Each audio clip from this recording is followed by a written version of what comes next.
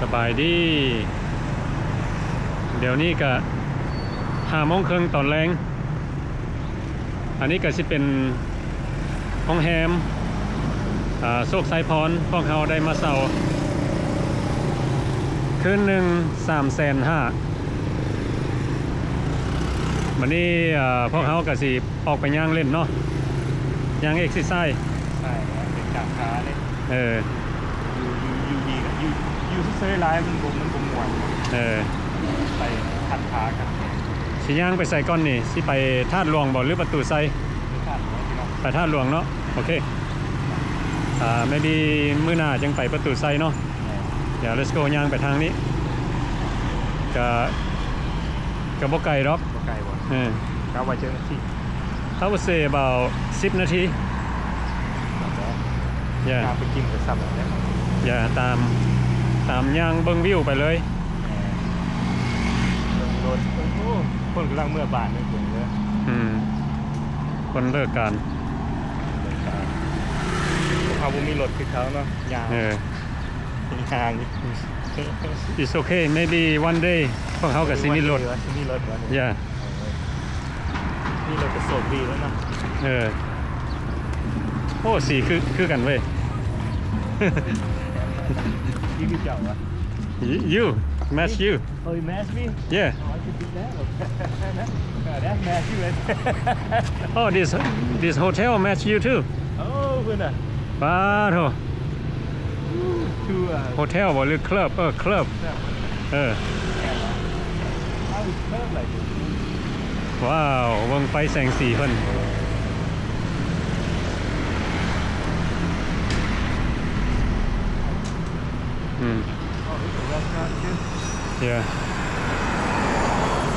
อาหารน้ำ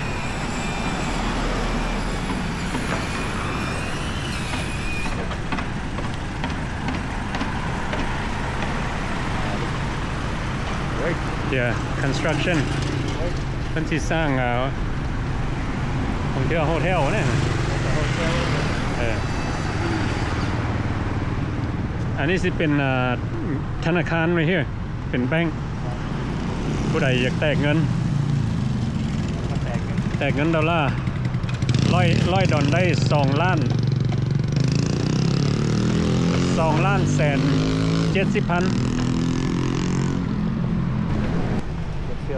This is my hometown right here. It's your hometown? Yeah. I used to hang out here when I was เด็กน้อยอายุ 5-6 ปีเจอยังจือไหลเบิดดีเนาะจือได้เพราะว่าตะกี้เป็นท้องไร่ท้องนาเบิดเลยนี่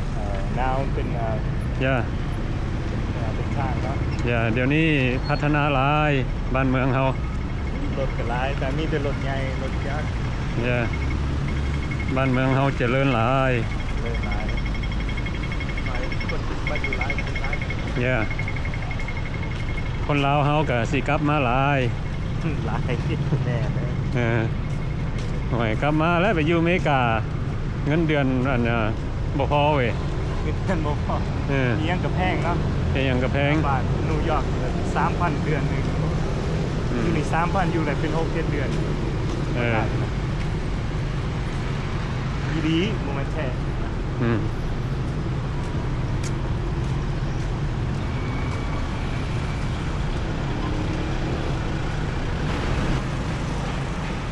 เบิ่งกำลังสิสร้างใหม่หลังบักใหญ่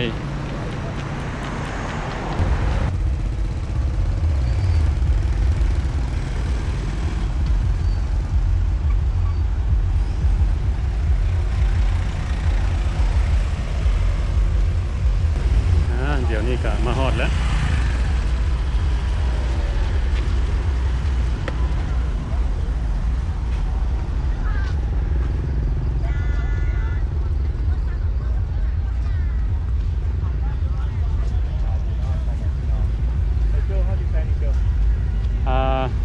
อันนี้เขาเจ้าเตรียมกำลังสิเฮ็ดบุญธาตุหลวงอันมื้อนี้สิเป็นมื้อวอร์มอัพซื่อๆแบบเขาเจ้าว่าล่ะอยู่ประเทศลาวมีความสุขตลอดเพราะว่า there's always something going on บ่มีโบสถ์เนาะ แล้วบุญนี่แล้วก็บุญต่อไปอีก ต่อไปอีกสักหน่อยก็ต่ออีก เหมือน ความสุข มันขายอาหาร เลิกของเราเนาะคือกาแฟนี่แหละ คือเป็นกาแฟ โตชามีลูกเอาลูกเอาครอบครัวมาเลย อันมื้อนี้ยังบ่แม่นหยังได้นี่มื้อนี้คนออกมาย่างเล่นซื่อ คนออกมายามโกลนี่นะ ๆ ก็ดีแล้วผมมาเขาไปเบิ่งเสือบ่อยวะ ฮักสิเห็นหลาย Yeah you will see a lot Yeah. Look, it's a cheap brand, but it's alright. ขาดไว้ Charger เจ้ายังสิเห็นลายอยู่ข้างหน้านี่ ลายอยู่อ่ะ Yeah. โอเคลายอยู่แล้วเบิ่งอาหารเลย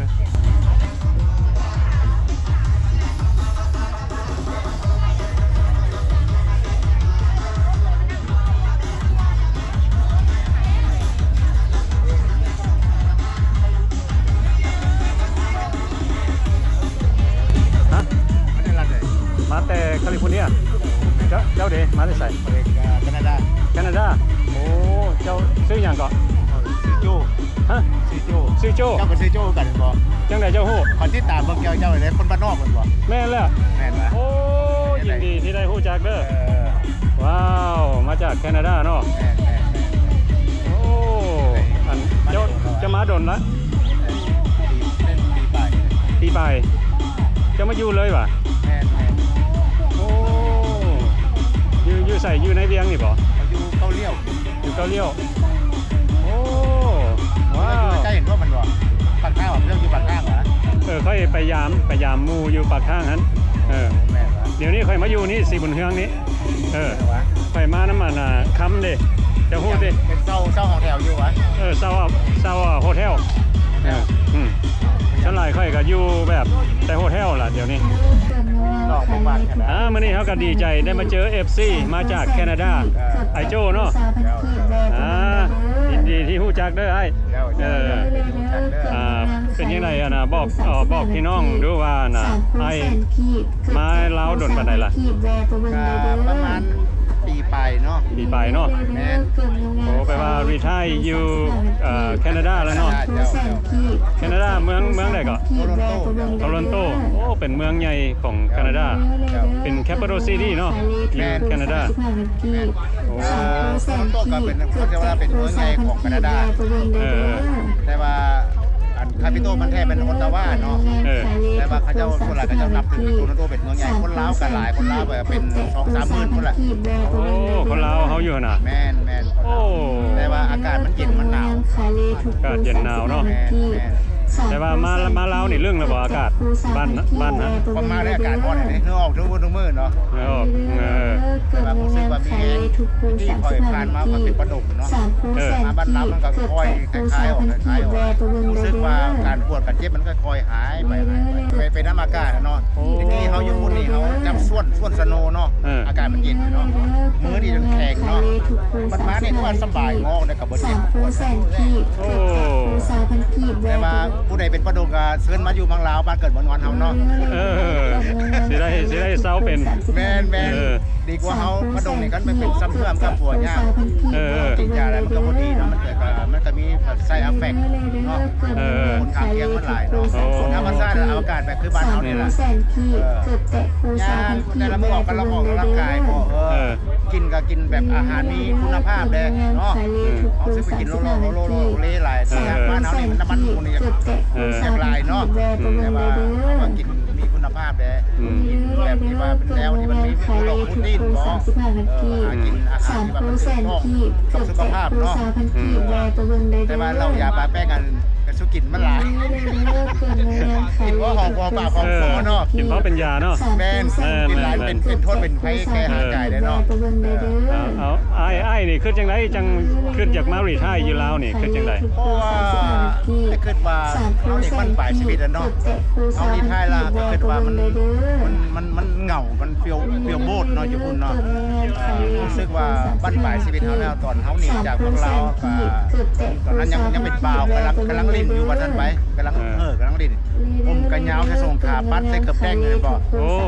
แมนสมัยตะกี้เดี๋ยวนี้เขาอยากมาบ้านเกิดเมืองนอนเขาอยากมาพัฒนาเนาะพัฒนามันก็มีหลายแบบพัฒนาทั้งวัตถุทั้งจิตใจเนาะทั้งแนวคิดเนาะเขาซื้อเครื่องซื้อของเขากับพัฒนาแมนบอกเขาเองอย่างเขากับพัฒนาเมื่อหลายเขาว่ามันก็รวมมันกับพัฒนาเนาะแล้วในบ้านเมืองเขาที่ขับที่เจริญที่เห็นแล้วก็เขาไปไปโลดหนทางกับกว้างขวางใหญ่ดีเนาะก็ไปมันก็สิเปิดรถเมล์ BRT เนาะแลนบ้านเฮาคิดว่ามื้อนี้เพิ่นให้เปิดแลนฟรีเนาะได้ยินว่าจังซั่นเนาะแลนฟรี5มื้อบ่แต่ว่าเอาไปทดลองก็ดีเด้อเนาะรถเมล์ BRT เนาะว่ามันสิด่วนมันสิไว้ขนาดใดเป็นบ่ เอากัน เป็นจังได๋ก็ขอฝากพ่อแม่พี่น้องที่ว่าอยู่ต่างประเทศเนาะเพราะว่าอยู่ประเทศใดเนาะ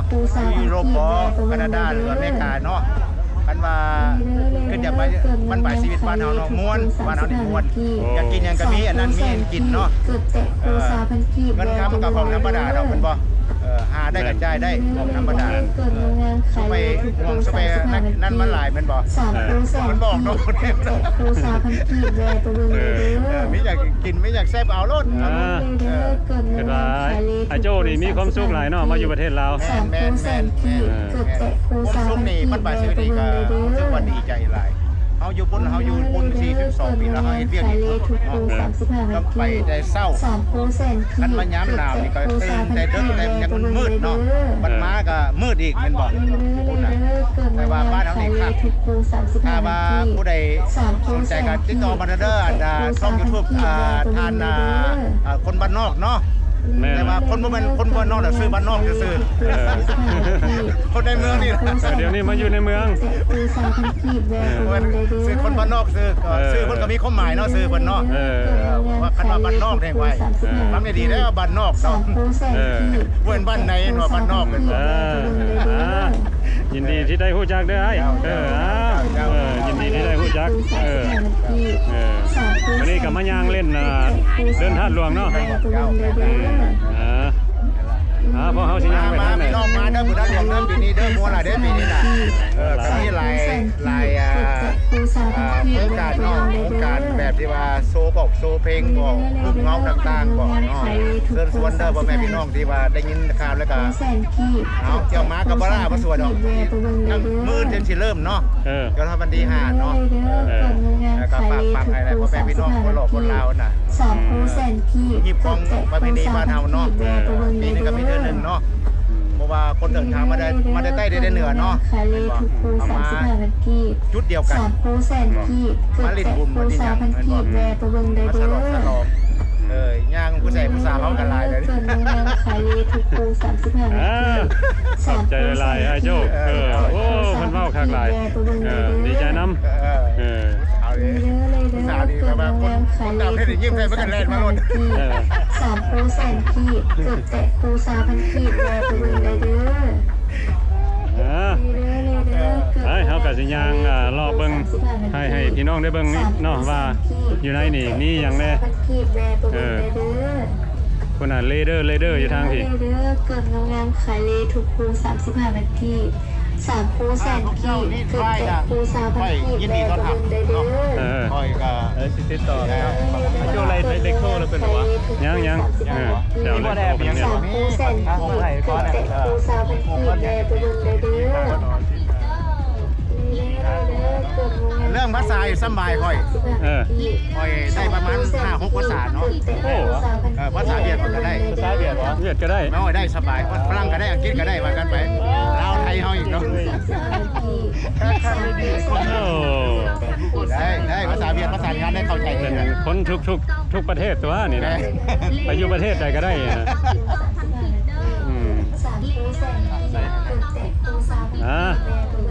ยินดีที่ได้มาเจอไอ้โจ้นี่ไม่ต่างกันคือผู้หญิงคงเนี่ยนี่ของธรรมดาเนี่ยนะธรรมชาติเลยได้มาเจอไอ้โจ้เป็นรีไทร์มาจากแคนาดาโทรอนโตว่าซั่น มาอยู่ประเทศลาวได้ปีปลายเพิ่นว่าคักหลายว่าซั่นมีความสุขอยู่ประเทศลาว สามครูแสนกีบคือแต่ครูสาวพันกีบแวกระบงในเด้อ ก็เรื่องมาได้ เจ้าไหนมันจำเด่นดีหรือว่าแล้วเอาไม่ดี อ๋อ เอาเต็มกันอยู่นะเอาเต็มกัน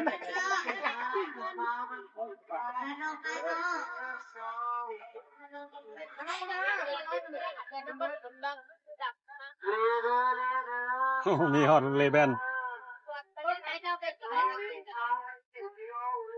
เลยนี่ตัวนี้ รถต้มแล้ว ตัวนี้เท่าไหร่ตัวนี้ ตอนนี้ลดเหลือ130,000 135 แบน แว่น 30 ได้ไหมไม่แว่นหรอ โอ้เลยแบนพุ่น โอ้ไม่ได้แว่นเขาแน่วะ ปกติขาย2 โคโรไล่วะเป็นโคโรไล่วะ คนละร้อยเลย โอ้ย เจน โคโรไล่เลยอ่ะนะ ปกติขาย200,000เจนแล้วตอนนี้ขายลดเหลือตัวพี่นะมันตัวพี่เราโคโรไล่โคโรไล่ดีหมายก็ว่าใส่ไปซิดเวดีตะวินลงมาใส่น้ำบ่ตีมาใส่ตาบ่เป็นอย่างก็คันว่าใส่เข้าไปเห็นผู้สาวงามมันเนี่ย อันนี้สำหรับขับรถน่ะมันชีจีดามันคือมันเห็นสีเจ๊กว่า เออ สาวเราผู้สาวเนาะ แต่ว่าอยู่มันจะซื้อเท่าไหร่ก็ราคาเท่าไหร่ก็ 400เหรียญ 4-500เหรียญโอ้อยู่นี่ราคา6 ดอล เอาเลยเนาะ เอาเลย โอ้ ไปเลย ปกติบ่ได้ราคานี้ได้ โอ้แมนจะว่าเด้อ คนมาจากเวียดนามอันนี้นะเจ้าข โอ้ องห้าง สบายดี สวัสดีคนมาจากเวียดนามเนาะเป็นมาขายแว่นตา กินได้ลามแบบเวียดนามอ่ะ cái này của Sài Gòn โอ้คนพวกเลยนะ Sài Gòn โอ้ไซกอนอ่ะโต๊ดขนาดนั้นครับ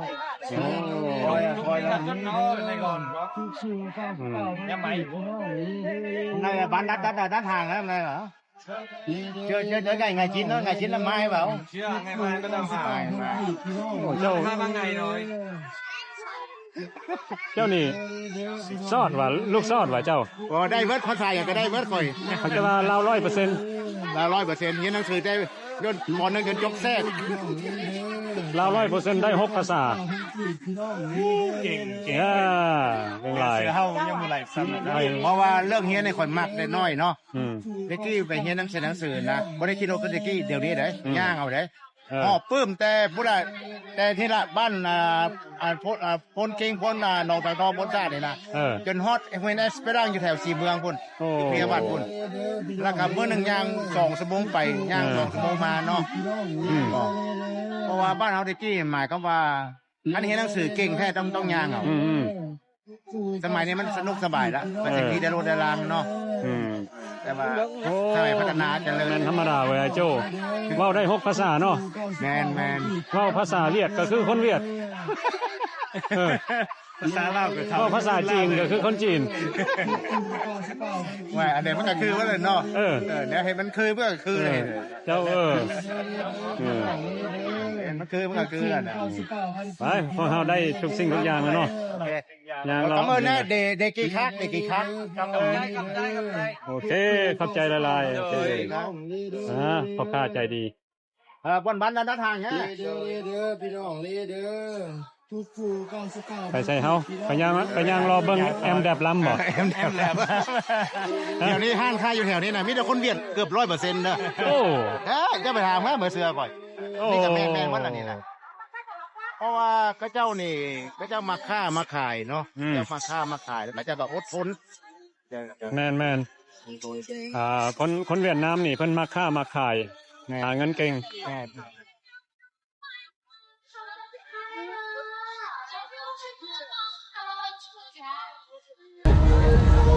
ลูกศิษย์ไปดัดแท้มาลูกศิษย์นี่เนาะอุตสาหกับพี่ผู้ทำงานเนาะมาอุดหนุนไฟประเด็นเด้ออุตสาหไม่ได้ผู้ทำงานนี่นะอันนี้มือยูทูบเบอร์ดิเด้อมาจากต่างประเทศถ่ายเอาเลยอุตสาหเจ้าบอลนี่นะไม่ได้ผู้แล้วขอเป็นลูกเขยจะพ้นได้ไหม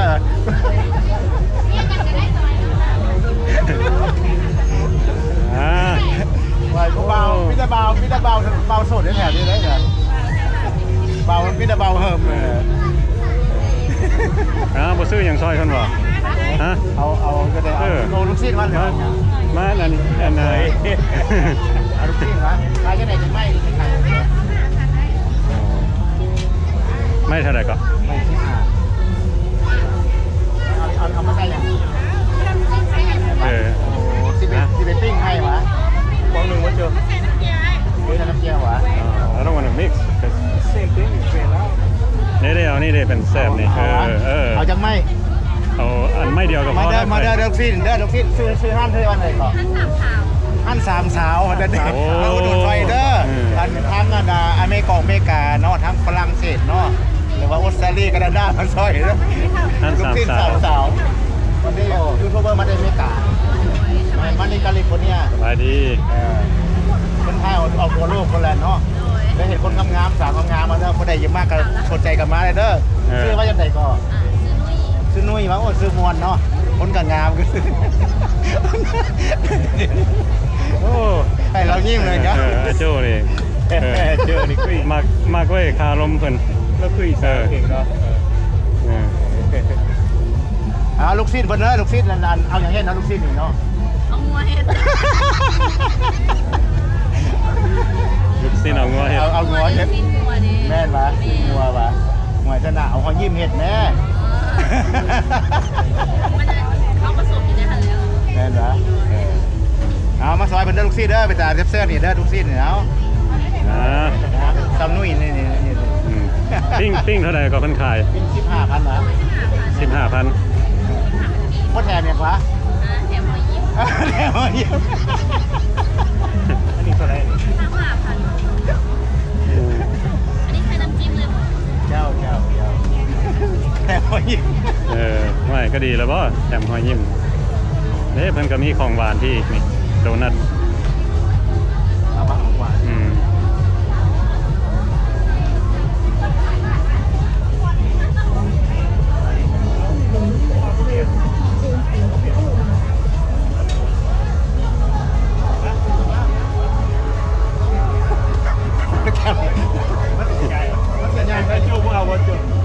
No, I'm good. Yeah, I'm good for right now. Yeah. อันนี้คือของอย่างบอลหรือวะ เอาที่เอาได้จอดเลยก็ได้เลยเนาะเอาที่จอดเลยก็ได้เอาเป็นยังไงก็มาดูซอยสาวน้อยเด่นเนาะแล้วที่แถมพอยิ้มให้ว่าจะได้แล้ว เรียนแล้วไม่ยังตื่นโบ Huh? โอ้ย No, I'm good. ได้แล้ว มาใจให้ก็ได้ อันนี้ใช่ภาพแบบว่า เลิกครับเนี่ย โดยตั้งหางลง เอาแช่ ตัวนี้ของโจเนี่ยนะ บ่เฮาบ่อันนั้น ใส่เด้อ ขอบใจ นี่ก็ลงเด็กก็เลย พ่อแม่พี่น้องอยู่อเมริกากับมาอุดหนุนซอยบนในเด้อเป็นยังไงมาห้านสาวนุ่ยห้าน3สาวเนาะ ตั้ง3 สาว 3สาววันนี้อีก2สาวไปไหนนั่นน่ะ นี่สาวหนึ่งอันนี้ที่สอง แม่นวะอีกคนนึงไปไหนนั่นน่ะ อีกคนหนึ่งยังพันมา เอาไปเชื่องให้วะ แม่ญาติเห็นใส่เด้อ โอเคเข้าใจ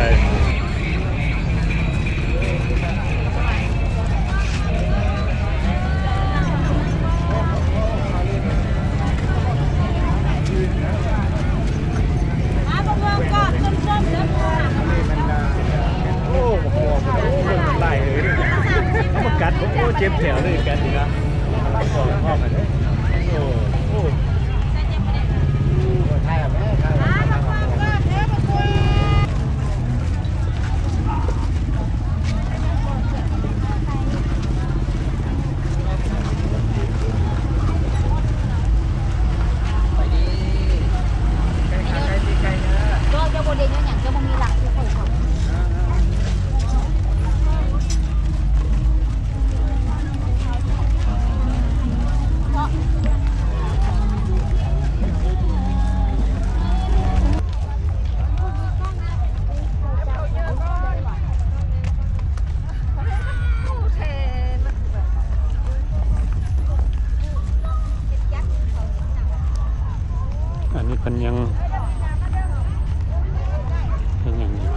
สีอยู่ได้นี่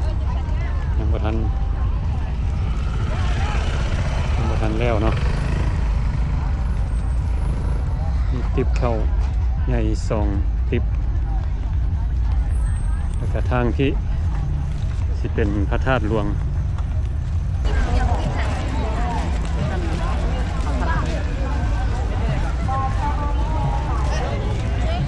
ปีนี้เพิ่นงามหลาย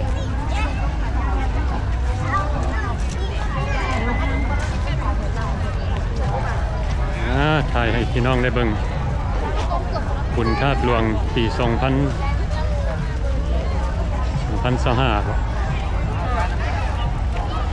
ปี2025เนาะ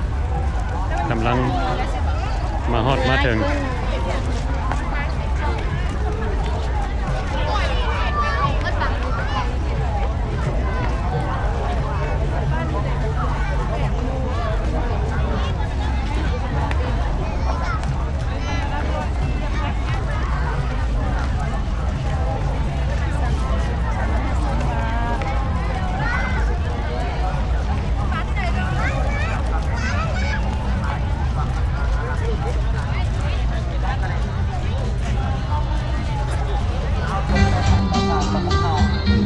มันมี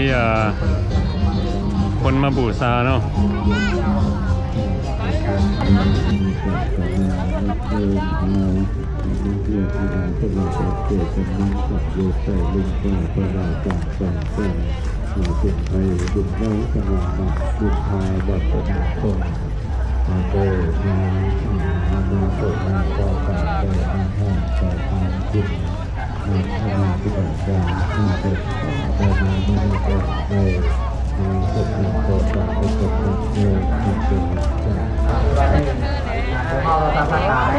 แต่คนในการสร้าง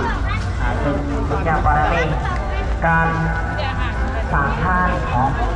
ที่ว่าเป็นถ้ำที่พระพุทธเจ้าเป็นทรงสรรเสริญคือการ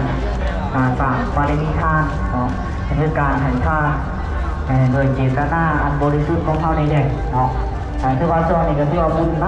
ายโดยเฉพาะขนมบุญกฐินเนาะเป็นเทศกาลบุญกฐินที่ว่าใจสิ้นสุดในมือวันเสาร์ที่ว่าสิ้นสุดได้เนาะสิ้นสุดเทศกาลบุญกฐินก็นั่นเดียวบางคนเขาเนาะทำงานกันได้มากกว่าคอยเลยเข่าการแยกกับคอยสื่อสารความเจ็บปวดเนื้อในหายหอดในซุ่มเย็นก็ไม่ออกเด้อเราตะขนาดสายบุญสายตาตั้งกองแม่พี่น้องก็มองเด้อสุขในความบุญความกุศลร่างกายเนาะไม่ได้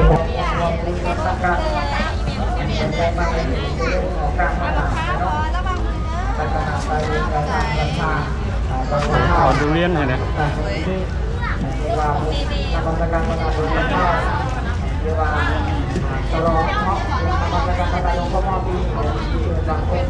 อันเท่าไหร่8,000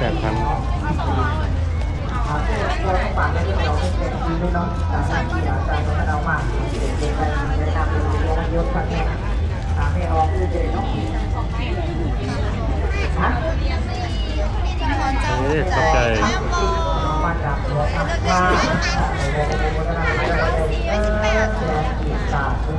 กระแลมตัดไม่ 18,000 อันนี้ก็จะเป็นกระแลมที่แซ่บสุดอยู่ในประเทศลาว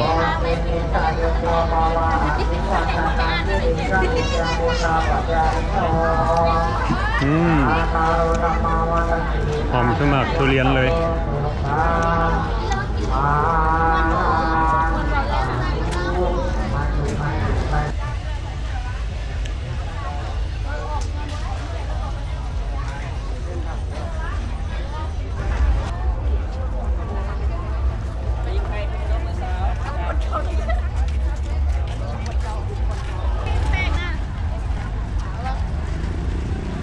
เฮาก็สิได้